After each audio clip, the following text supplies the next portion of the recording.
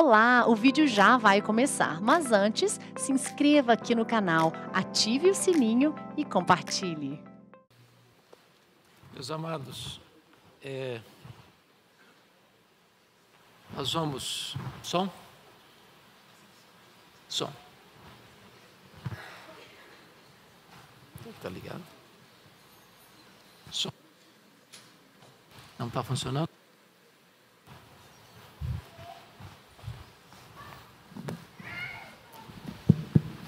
Vamos abrir a palavra de Deus, meus amados, no livro de Atos dos Apóstolos, capítulo 12. Atos dos Apóstolos, capítulo 12.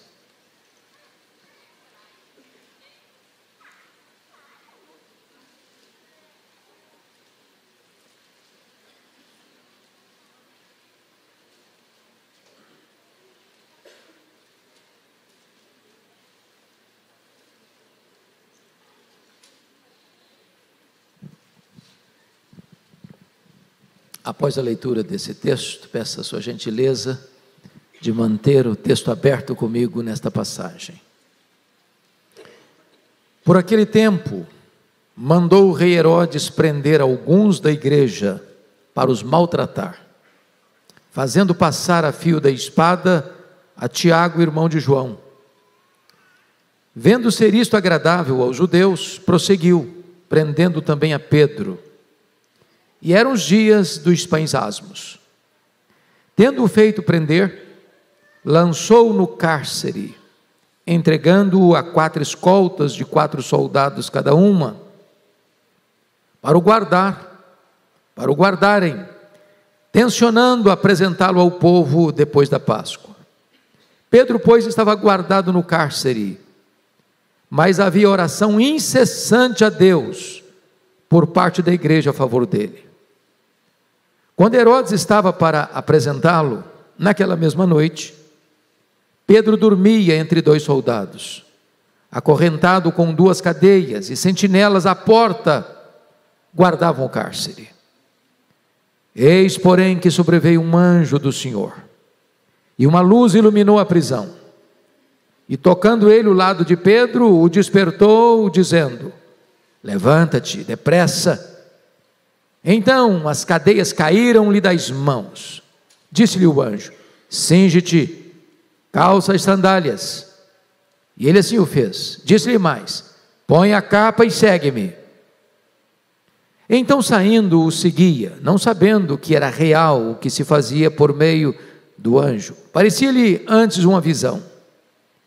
Depois de terem passado a primeira e a segunda sentinela, chegaram ao portão de ferro que dava para a cidade, o qual se lhes abriu automaticamente. E saindo, enveredaram por uma rua, e logo adiante o anjo se apartou dele. Então Pedro, caindo em si, disse: agora sei verdadeiramente que o Senhor enviou o seu anjo e me livrou da mão de Herodes e de toda a expectativa do povo judaico. Considerando ele a sua situação, resolveu ir à casa de Maria, mãe de João, cognominado de Marcos, onde muitas pessoas estavam congregadas e oravam. Quando ele bateu ao postigo do portão, veio uma criada chamada Rode ver quem era. Reconhecendo a voz de Pedro, tão alegre ficou que nem o fez entrar, mas voltou correndo para anunciar que Pedro estava junto ao portão. Eles lhe disseram: estás louca? Ela, porém, persistia em afirmar que assim era. Então disseram: é o seu anjo. Entretanto, Pedro continuava batendo. Então eles abriram, viram-no e ficaram atônitos. Ele, porém, fazendo-lhes sinal com a mão para que se calassem, contou-lhes como o Senhor o tirara da prisão e acrescentou: anunciai isto a Tiago e aos irmãos. E saindo, retirou-se para outro lugar. Sendo já dia, houve não pouco alvoroço entre os soldados sobre o que teria acontecido a Pedro. Herodes, tendo procurado e não o achando, submetendo as sentinelas a inquérito, ordenou que fossem injustiçadas. E descendo da Judéia para Cesareia, Herodes passou ali algum tempo.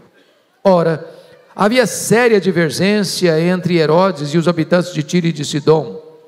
Porém estes, de comum acordo, se apresentaram a ele, e depois de alcançar o favor de Blasto, camarista do rei, pediram reconciliação, porque a sua terra se abastecia do país do rei. Em dia designado, Herodes, vestido de trajo real, assentado no trono, dirigiu-lhes a palavra, e o povo clamava: é voz de um Deus, e não de homem.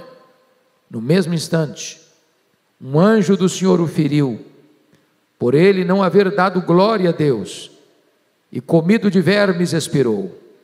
Entretanto, a palavra do Senhor crescia e se multiplicava. Barnabé e Saulo, cumprida a sua missão, voltaram de Jerusalém, levando também consigo a Marcos, levando consigo também a João, apelidado Marcos. Meus irmãos, eu gostaria de pensar com vocês sobre o seguinte tema nesta noite: quando Deus muda o placar do jogo. Quando Deus muda o placar do jogo. O livro de Atos é o relato das poderosas e sobrenaturais intervenções de Deus na vida da igreja primitiva. Este livro, escrito pelo médico e historiador Lucas, vem relatando as conversões maravilhosas que acontecem na igreja, começando com os 3.000 em Jerusalém no dia de Pentecostes, seguindo para um segundo sermão de Pedro, mais 2.000 pessoas convertidas, crescendo o número da igreja para 5.000, depois a conversão dos samaritanos, depois a conversão do eunuco, depois a conversão de Saulo de Tarso, depois a conversão de Cornélio em Cesareia, depois a multidão heterogênea em Antioquia, a terceira maior cidade do mundo. A palavra de Deus estava se espalhando e crescendo no mundo todo naquele tempo, e Lucas está para descrever para nós o grande salto de crescimento da igreja através das viagens missionárias do apóstolo Paulo. Entretanto, parece que ele para um pouco o seu otimista relato dos avanços da igreja, para no capítulo 12, descrever um momento amargo de grande sofrimento na vida da igreja. Quando Herodes, conhecido como Herodes Agripa I, passa o apóstolo Tiago, o irmão do apóstolo João, ao fio da espada e o mata em Jerusalém. Lança Pedro na prisão, no começo da festa dos pães asmos, para entregá-lo à morte depois da festa da Páscoa. É muito importante entender, meus amados irmãos, que esse tempo de angústia na vida da igreja havia chegado. O cenário mundial, no governo de Cláudio, havia uma grande fome que assolou o mundo inteiro. Nesse tempo, os judeus foram expulsos de Roma. E agora aqui em Jerusalém, depois do martírio de Estevão, relatado no capítulo 7 do livro de Atos, o clima estava extremamente tenso. E aqui vale destacar um ponto: dentro da providência de Deus, Ele permite que o poder do mal atinja os seus filhos. A igreja está acuada, perseguida. Estevão já tinha sido apedrejado, agora Tiago é morto à espada, agora Pedro está preso com a intenção de matá-lo depois da festa. A providência é carrancuda. E então é sobre esse assunto que eu quero tratar com vocês hoje, e quero trazer à guisa de introdução duas informações. Primeiro, a perseguição aqui é religiosa. Olha comigo o versículo 3: vendo ser isso agradável aos judeus. Então vamos compreender o que está acontecendo. Esse Herodes que vocês encontram aí no texto, no versículo 1, o rei Herodes. Que Herodes é esse? A Bíblia fala de 4 Herodes: Herodes o Grande, Herodes Magno, Herodes I. A Bíblia fala de Herodes Antipas, tetrarca da Galileia. A Bíblia fala desse Herodes Agripa I, e a Bíblia fala do Herodes Agripa II, lá em Atos 26, que diz para Paulo: por pouco me persuades me fazer um cristão. Esse aqui, Herodes Agripa I, é neto de Herodes o Grande. Vocês sabem que quando Herodes o Grande morreu, ele governava todo o território de Israel, ele era chamado de rei. Quando ele morre,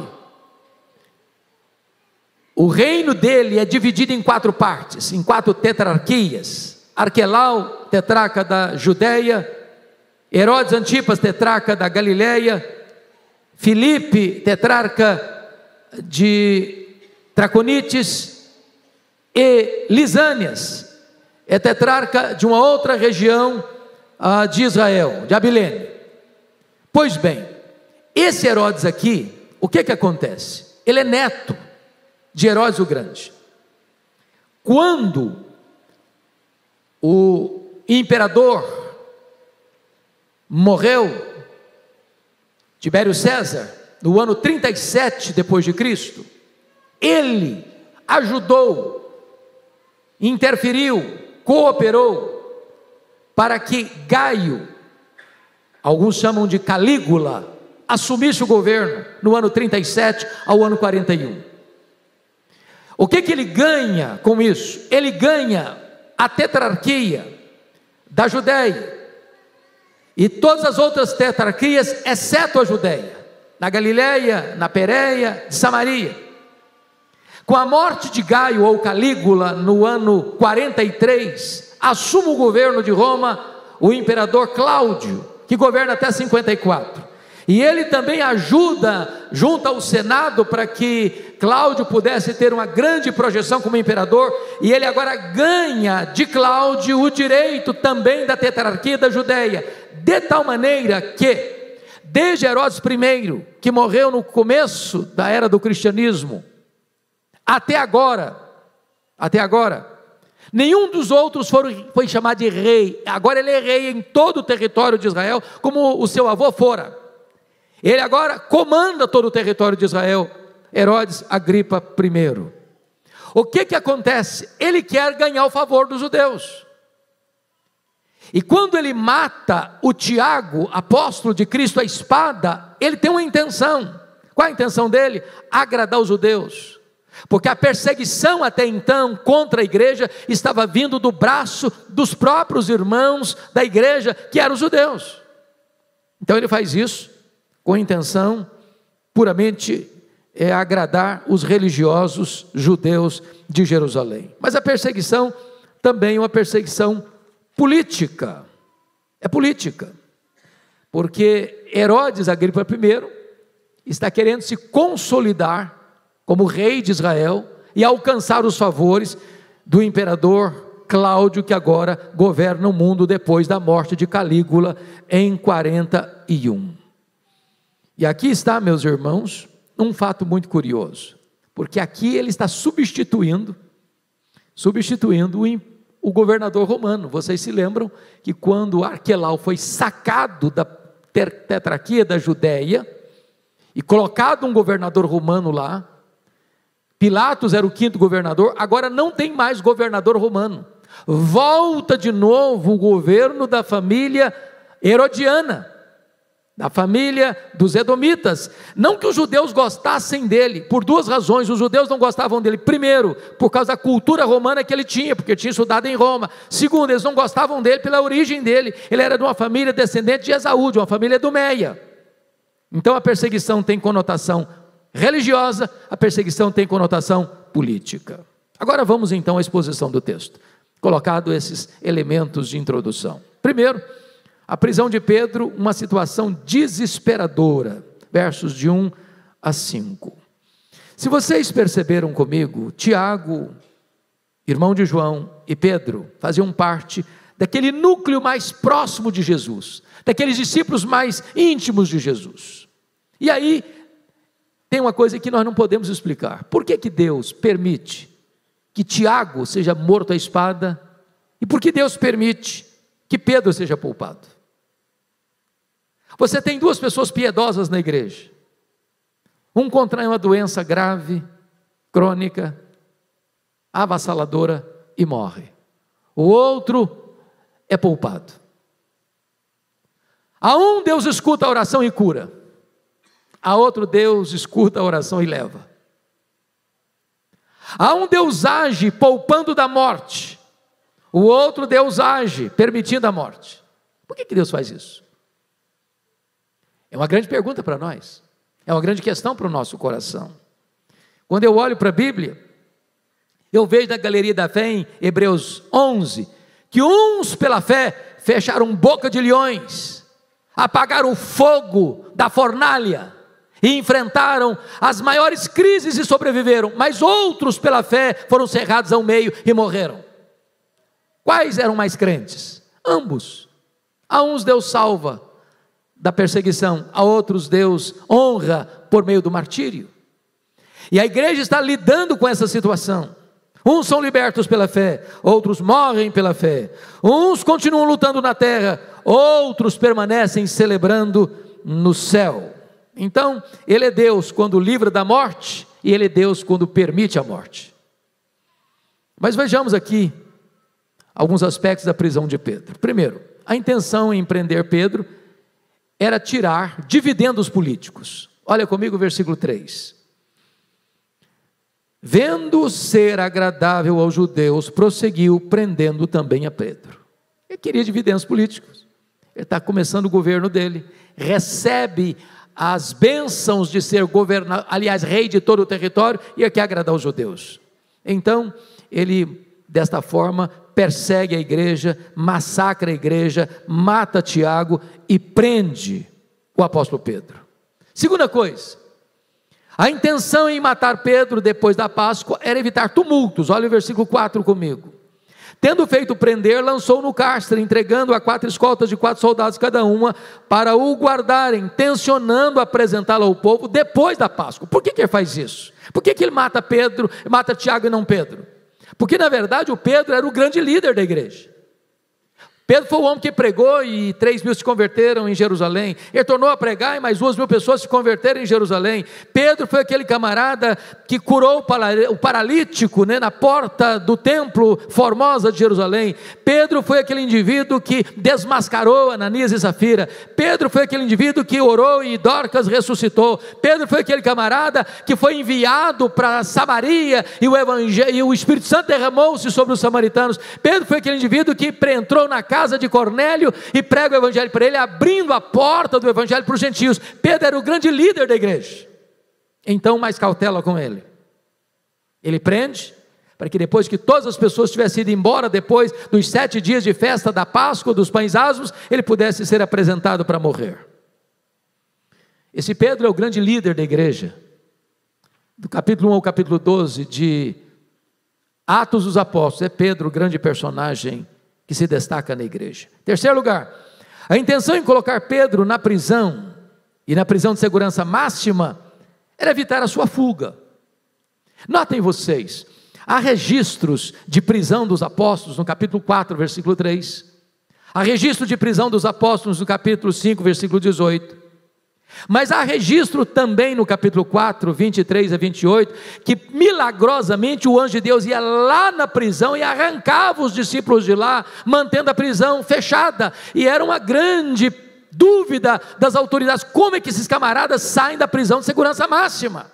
Então Herodes Agripa primeiro pensou o seguinte: vou botar o Pedro agora numa prisão de segurança muito segura. Botou numa prisão algemado, acorrentado, 4 sentinelas de 4 soldados cada uma, pensando, se ele sair da primeira, ele não sai da segunda, se ele escapar da segunda, ele não escapa da terceira, se ele escapar da terceira, ele não escapa da quarta, dessa ele não sai, pensou certamente Herodes Agripa primeiro. Mas meus irmãos, é maravilhoso pensar nisso. O homem acha que está no controle, mas quem está no controle é Deus. quando Deus manifesta o seu braço, não tem algema que segura, não tem porta de ferro que segura, não tem estratégia de segurança que segura, ninguém pode deter a igreja do Deus vivo, ninguém. É muito comum hoje, sobretudo nesses dias turbulentos em que o Brasil atravessa, de vez em quando você escuta um videozinho, você escuta uma mensagem daqui e dali, dos temores, dos rumores de que a igreja pode passar por um grande período de perseguição, de oposição. Eu quero dizer aos amados uma coisa: ainda que venha perseguição, a igreja de Deus é vitoriosa. A igreja de Deus não tem que ter medo, nem de prisão, nem de açoite, nem de martírio. Ninguém pode deter os passos da igreja. A igreja de Cristo é vitoriosa. Segundo ponto que eu gostaria de destacar é que a oração da igreja, uma confiança triunfadora. Veja vocês comigo que no versículo de número 5, você pode ler o verso 5 comigo em voz alta, vamos juntos? Pedro, pois, estava guardado no cárcere, mas havia oração incessante a Deus, por parte da igreja, a favor dele. Então destaca algumas coisas. A quem dirigiam a oração? A oração era dirigida a Deus. Deus está no trono. Deus coloca reis no trono, Deus tira reis do trono. Então quem manda é o céu. Quem tem as rédeas é Deus. E quando você ora, você aciona o braço do Deus Todo-Poderoso. Tem causas, irmãos, que parecem humanamente perdidas. O Pedro está preso, ele está debaixo de escolta, ele está algemado. Todo o poder e todo o aparato de Roma em Israel tem o propósito de matá-lo. Mas diz a Bíblia, porém havia oração da igreja em favor dele. Oração incessante. E quando os homens pensam que eles vão prevalecer, quando os homens intentam massacrar, quando os homens acham que a vitória está do lado deles, Deus vira o placar do jogo, Deus vira a mesa da história. Quando você ora, você aciona o braço do onipotente. Quando você ora, você une a fraqueza humana à onipotência divina. Quando você ora, você liga o altar da terra ao trono do céu. Quando você ora, o Deus Todo-Poderoso age. E age sobrenaturalmente e soberanamente. Segundo lugar, quem são aqueles que oram? Versículo 5 diz que a igreja, toda a igreja, unanimemente, perseverantemente. Eu estou falando de 7 dias que Pedro esteve preso. E durante os 7 dias, a igreja permanecia em oração pelo apóstolo Pedro. Meus amados irmãos, que coisa maravilhosa. Olha o versículo 12 comigo. Considerando ele a sua situação, resolveu ir à casa de Maria, mãe de João, cognominado Marcos, onde muitas pessoas estavam congregadas e oravam. Às vezes a gente pensa, irmãos, que oração é uma coisa só de fazer um bem emocional, né? Da gente se sentir melhor, mais confortável, mais refrigério para a alma, diante das agruras da vida. Eu quero dizer para você que a oração é a coisa mais revolucionária do mundo, é a arma mais poderosa do mundo. A oração tem mais poder do que exércitos, porque quando você ora, quando a igreja ora, Deus age, Deus muda o placar, Deus vira a mesa, Deus faz o extraordinário, Deus faz o imponderável, Deus faz o milagroso, Deus intervém. Mas em terceiro lugar, por quem eles oravam? Versículo 5 diz que eles oravam por Pedro, o líder deles, sentenciado à morte, no corredor da morte, aguardando o final da festa para sua execução. O aparato era esse, o clima era esse. O rei Herodes queria agradar os judeus estavam empolgados, já tinham apedrejado Estevão, o Tiago já estava morto, a igreja parecia que estava sendo acuada, os inimigos pareciam que estavam prevalecendo, e quando todo o cenário era contra a igreja orava por Pedro. Deixa eu dizer uma coisa para você, nós devemos orar por causas impossíveis. Você tem uma causa impossível? Você traz um problema nessa noite, que ou Deus faz um milagre e você não vê saída? Pois eu quero desafiar você a colocar essa causa hoje diante de Deus em oração. Deus faz milagres ainda hoje. Quarto lugar, como eles oravam? O texto diz, versículo 5, que havia oração incessante a Deus,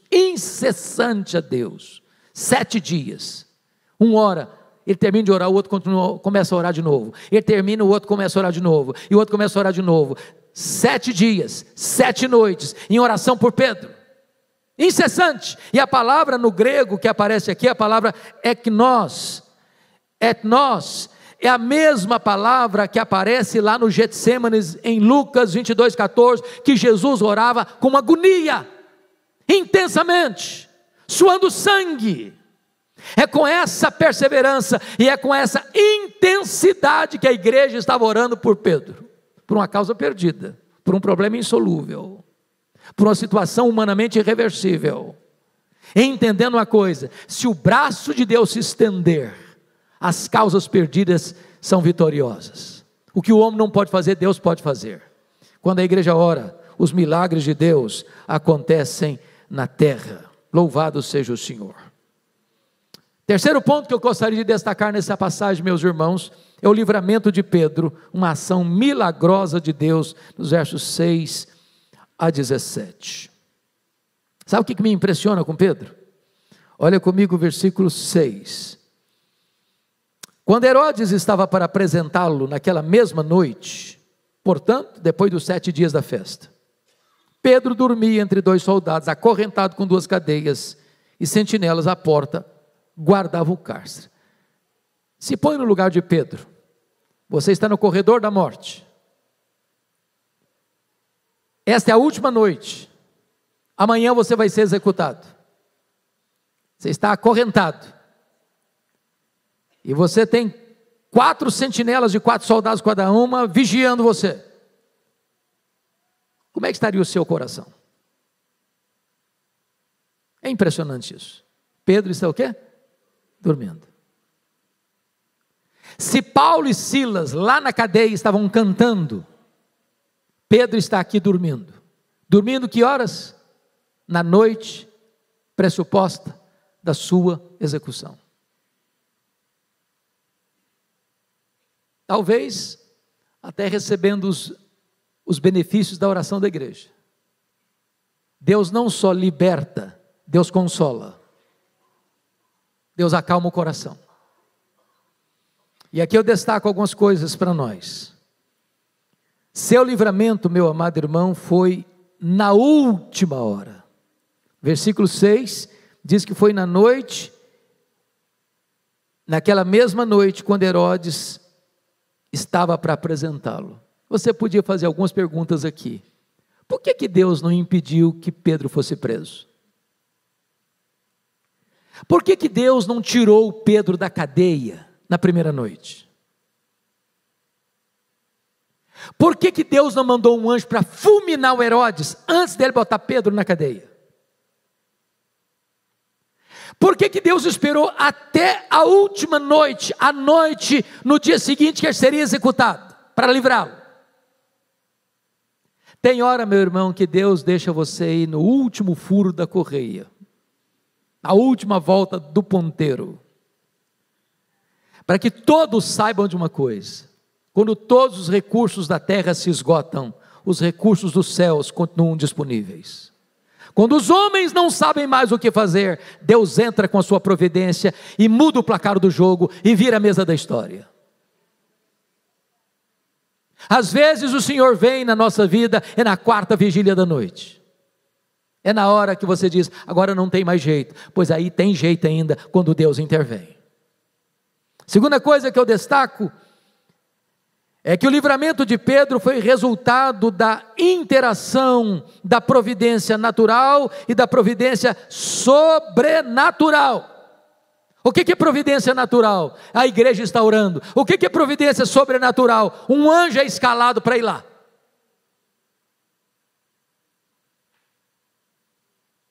A igreja não pode ir lá e enfrentar os soldados de Roma. A igreja não tem nenhum expediente legal para tirar o Pedro da prisão. As forças que prendem Pedro são as forças oficiais. É o domínio político, sustentado pelo domínio religioso. Humanamente falando, não tem qualquer expediente que possa reverter esse diagnóstico, qualquer expediente que possa reverter essa situação. Mas uma coisa a igreja pode fazer: a igreja pode orar.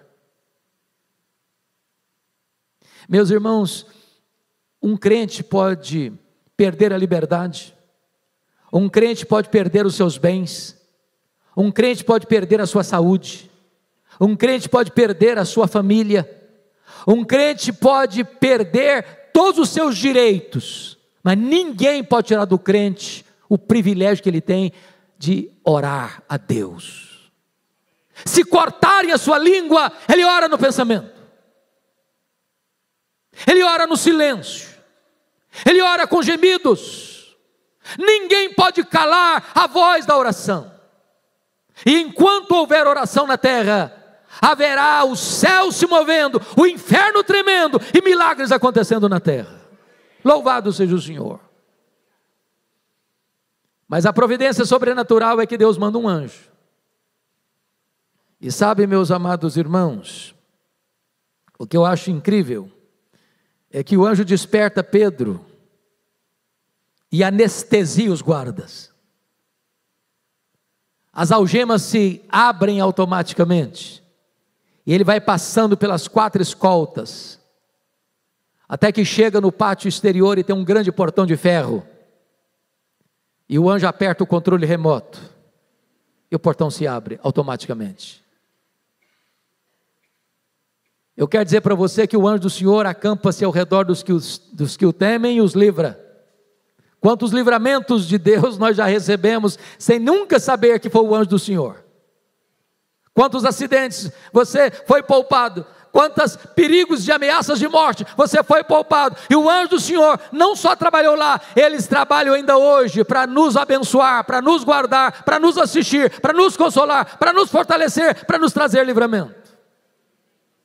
A providência de Deus é natural e sobrenatural.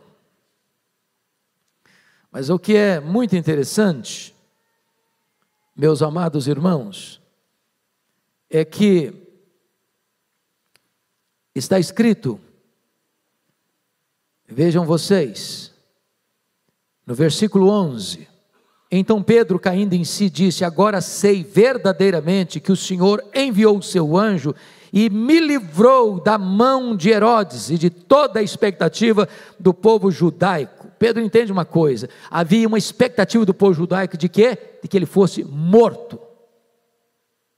A mão de Herodes é que ele fosse também morto. Então havia um conluio da religião e da política para matar Pedro.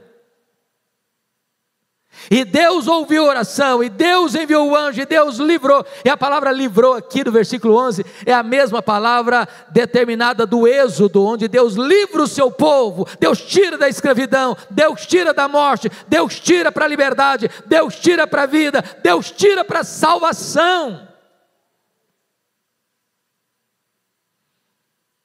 O versículo 17 talvez seja a síntese desta passagem. Eu queria que você lesse em voz alta comigo o verso 17, vamos juntos. Ele, porém, fazendo-lhes sinal com a mão, para que se calassem, contou-lhes como o Senhor o tirara da prisão, e acrescentou: anunciai isto a Tiago e aos irmãos, e saindo retirou-se para outro lugar. Ou seja, a grande ênfase de Pedro ao falar para a igreja reunida na casa de Maria, mãe de Marcos, é como o Senhor o tirou da prisão, milagrosamente. Agora, só para vocês não ficarem confusos, ele mandou contar isso a Tiago. Mas o Tiago não morreu? Como assim?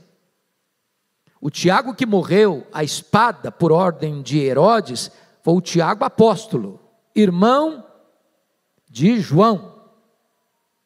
Esse Tiago aqui era irmão de Jesus, filho de Maria, que veio a ser o presidente do concílio de Jerusalém, o grande coluna e líder da igreja em Jerusalém. Esse Tiago aqui é o Tiago que escreveu a carta de Tiago, que se tornou grande coluna da igreja na cidade de Jerusalém.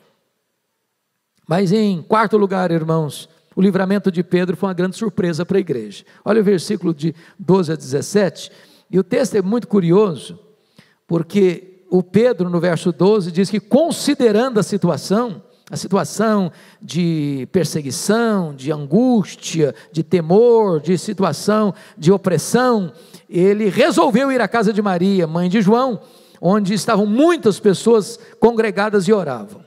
E ele vai lá e bateu ao postigo, ao portão da porta, tocou a campainha. E a Rode foi lá, quando olhou, escutou a voz, é o Pedro. Ela tão feliz ficou, tão entusiasmada ficou, que ela nem abriu o portão para ela entrar. Correu e falou: gente, o Pedro está aí. Você está louca, mulher? O que é isso? O Pedro está preso, o Pedro vai morrer amanhã. Não é ele mesmo. Não, então deve ser o anjo dele. E quando foram e viram que era o Pedro, diz o texto, ficaram atônitos. E Pedro relatou para eles como Deus o tirara da prisão. Tem hora que você ora e você também não crê que Deus vai fazer. É o camarada que ora para chover e não sai com guarda-chuva na mão. É o cara que ora, mas será que Deus vai responder mesmo? Eu quero dizer para você que é preciso orar e crer. Se você crê, você vê a glória de Deus. Se a igreja crê, maravilhas vão acontecer. Meus irmãos, é muito importante entender isso. Quando a igreja se coloca diante de Deus em oração, o braço de Deus se estende para agir sobrenaturalmente. Qual é o problema que você está trazendo hoje no seu coração, que precisa de um milagre de Deus? Deus faz milagres. Nós cremos em milagres. Você pode estar levando de goleada, pois Deus pode virar o placar desse jogo. Deus pode. Agora notem, meus amados, quinto lugar, o livramento de Pedro ampliou os horizontes do seu ministério. Olha o versículo 17, vamos entender isso aqui. Ele, porém, Pedro, fazendo-lhe sinal com a mão para que se calassem, contou-lhes como o Senhor o tirara da prisão e acrescentou: anunciai isto a Tiago e aos irmãos. E saindo, retirou-se para outro lugar. A partir daqui, você não encontra mais Pedro basicamente em Jerusalém. Uma breve aparição dele no capítulo 15, no concílio geral da igreja de Jerusalém. Mas agora, a perseguição não acabou com o ministério de Pedro. A perseguição não intimidou Pedro.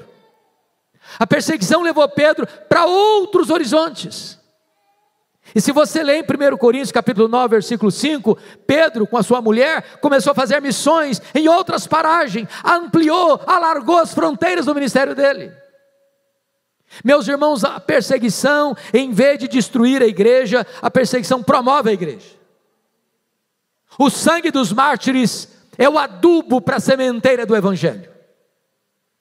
Enganam-se aqueles que fazem ameaça à igreja, que diz que agora a igreja vai passar por uma grande tribulação, por um grande problema, que a igreja vai ficar acuada, que a igreja vai ficar oprimida. Não adianta não. Quanto mais a igreja é pressionada, quanto mais a igreja é perseguida, quanto mais a igreja é ameaçada, mais a igreja vai crescer, mais a igreja vai se expandir, mais a igreja vai largar as suas fronteiras, porque quem dirige a igreja, quem cuida da igreja, quem protege a igreja, é o dono da igreja, é o Senhor Jesus. Agora notem, a derrota dos inimigos como uma retribuição justa. E eu queria que você olhasse aqui 3 verdades. Lutar contra Deus e contra a igreja de Deus é a mais consumada loucura. Ninguém jamais lutou contra o Altíssimo e prevaleceu, ninguém. Então vamos ver 3 coisas. Primeiro, Deus deixa o inimigo confuso e envergonhado. Leia comigo os versos 18 e 19, por favor, vamos juntos. Sendo já dia, houve não pouco alvoroço entre os soldados sobre o que teria acontecido a Pedro. Herodes, tendo procurado e não achado, submetendo as sentinelas a inquérito, ordenou que fossem injustiçadas. E descendo da Judeia para Cesareia, Herodes passou ali algum tempo. Agora imagine você a cara do rei, e procurar o Pedrão. Estão lá as portas fechadas, os sentinelas apostos, e o Pedro não está mais lá. Explica esse mistério. E diz a Bíblia que ele submeteu os 16 soldados que estavam tomando conta de Pedro a inquérito, e os justiçou. Sabe o que significa isso? Eles foram mortos. Foram mortos. Aqueles que oprimem, morrem. Aqueles que são oprimidos, são libertos. Deus vira, muda o placar do jogo. Deus deixa o inimigo confuso. Segundo, a soberba é a porta de entrada para a ruína. Olha comigo os versos 20 a 22. Ora, havia séria divergência entre Herodes e os habitantes de Tiro e de Sidom. Porém, estes, de comum acordo, se apresentaram a ele, e depois de alcançar o favor de Blasto, camarista do rei, pediram reconciliação, porque a sua terra era abastecida, a terra do rei. Num dia designado, Herodes, vestido de traje real, assentado no trono, dirigiu-se-lhes a palavra, e o povo clamava: é voz de um Deus e não de um homem. O que está acontecendo aqui? Vocês sabem que a sede do governo romano em Israel não era Jerusalém, era Cesareia Marítima. Cesareia Marítima existia o palácio do rei. Cesareia Marítima existiam lá anfiteatros, havia um templo ao imperador romano, assim como tinha um templo para adorar o Deus de Israel em Jerusalém. Havia lá as corridas de cavalos, era um dia de homenagem ao imperador romano, e o rei Herodes está vestido de traje real, e Flávio Joséfos diz que era uma roupa de prata, que brilhava ao bater do sol, e lá os fenícios estavam lá, reconciliando-se com o rei, e o rei faz um belíssimo discurso diante deles, e eles querendo bajular o rei, diz: isso é voz de Deus, não voz de homem. Esse homem, em outras palavras, é imortal, é uma divindade. E ele gostou do elogio, ele aceitou a bajulação, blasfema, ele não deu glória a Deus. E o que acontece? Deus envia um anjo e o fulmina, e devorado de vermes, ele morre. Deus mudou o placar do jogo. O Pedro que devia morrer, vive. O Herodes que mandou matar, morre. Eu não sei se é o mesmo anjo que foi enviado para libertar o Pedro da prisão, foi o mesmo anjo que foi enviado para matá-lo, matar o rei. Meus irmãos, ninguém brinca com Deus, ninguém zomba de Deus, ninguém escarnece de Deus, ninguém. Deus é poderoso para reverter os diagnósticos mais sombrios. Deus é poderoso para alterar os cronogramas da história. E o que é triste, conforme você pode ver comigo, no verso 23, você pode ler o 23 comigo? Vamos juntos? No mesmo instante, um anjo do Senhor o feriu, por ele não haver dado glória a Deus, e comido de vermes, expirou. Agora olha comigo o versículo 7, vamos ler junto o 7? Eis, porém, que sobreveio um anjo do Senhor, e uma luz iluminou a prisão, e tocando ele o lado de Pedro, despertou, dizendo: levanta-te depressa. Então as cadeias caíram-lhe das mãos. Um anjo vai lá e liberta o prisioneiro. Um outro anjo vai lá, ou o mesmo anjo vai lá e mata o opressor. Deus mudou o placar do jogo. Deus virou a mesa da história. O fraco tornou-se forte, o forte tornou-se fraco. Mas eu termino com os versos 24 e 25, porque Deus é maravilhoso, meus irmãos.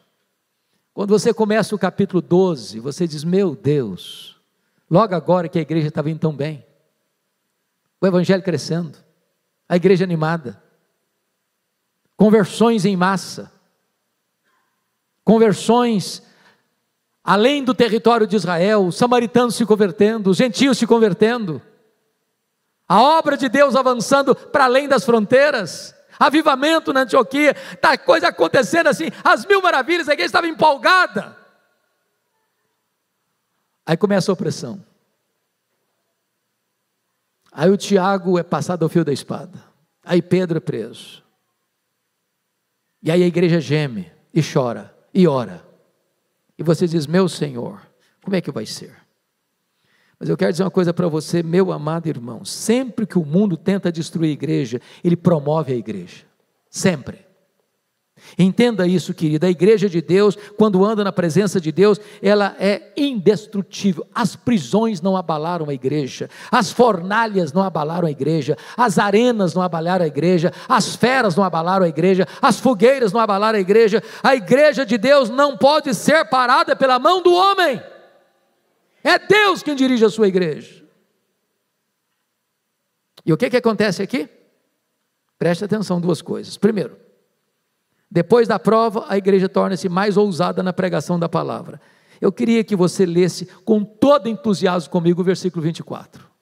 Olha comigo, por favor, isso aí. Entretanto, a palavra do Senhor crescia, se multiplicava.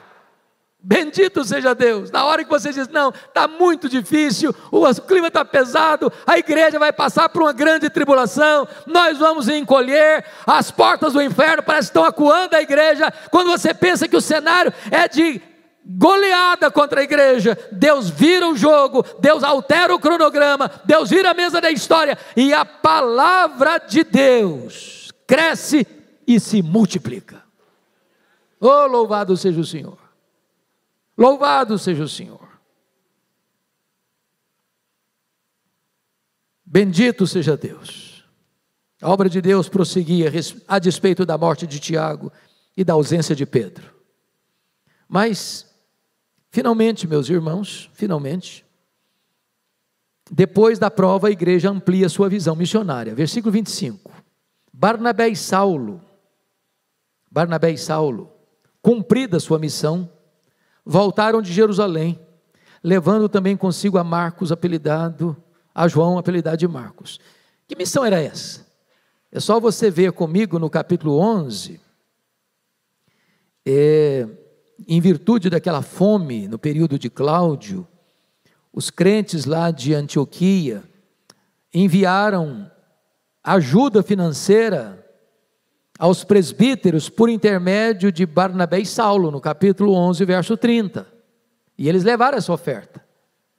E eles estão lá em Jerusalém quando acontece então a morte de Tiago e a prisão de Pedro. E agora, com a reversão do quadro, o Barnabé e o Saulo, juntamente com o jovem João Marcos, esse João Marcos aqui era filho da mulher que estava tendo a igreja na casa dela, onde estava tendo aquela reunião de oração. Agora eles vão de novo para Antioquia, e aqui começa então o grande avanço da igreja nas viagens missionárias de Paulo. Ou seja, a perseguição, em vez de acuar a igreja, agora a igreja vai fazer viagens missionárias, através dos seus grandes líderes, Barnabé e Saulo, para a província da Galácia, depois mais tarde, através de Paulo e Silas, para a província da Macedônia e da Caia, para a província da Ásia Menor, e o evangelho vai se espalhando, se espalhando, se espalhando, e chega no coração de Roma, apesar da perseguição, apesar das torturas, apesar dos massacres, apesar das feras, apesar do Coliseu Romano. Chega no ano 313, o cristianismo tão massacrado, é a religião oficial do Império Romano, porque ninguém pode deter o braço do Deus Todo-Poderoso. Louvado seja o Senhor. Eu quero deixar essa palavra de encorajamento para você, meu irmão e minha irmã. Deus está no trono, e Ele dirige os destinos da sua igreja. Eu quero orar com você hoje. Talvez você veja aqui hoje com o seu coração pesado por alguma causa, e você diz, meu Deus, o que é que eu vou fazer? Talvez você hoje trouxe um problema insolúvel, e você diz, ou Deus faz um milagre, ou eu pereço.